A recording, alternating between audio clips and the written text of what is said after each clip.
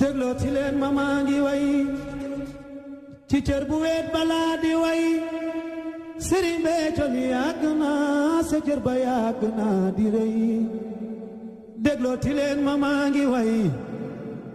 ci cër bu weet balaa di way Sëriñ Béthio li yàgg na sa cër ba yàgg na di rëy Sëriñ Saaliw mi ñéppi wër Sëriñ Saaliw la léppi wër takk na fas ba jëm ta seet fa la ta seet ka Sëñ Béthio cuun sa dajeek moom keroog ta seet fàttali ma kër Cheikh Ma Joob ca la yërmande tàbbi woon bis boobu nga nu muccal ba tey kasu ataaya ba mu kawel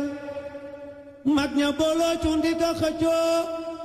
mu lay joxoñ cundi la joxoñ bis boobu la joxoñ ba tey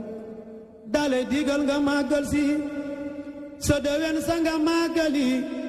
muy warlu cuntunduk ta seet mboolo ma boolo yéemu naa fim la tega kii li mu nar ndeke boobu dalay waajal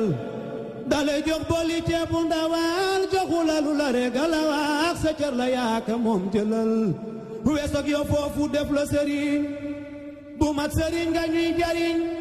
ci sa njariñ yàlla xërëñ ne fim la tega cundoo fa deñ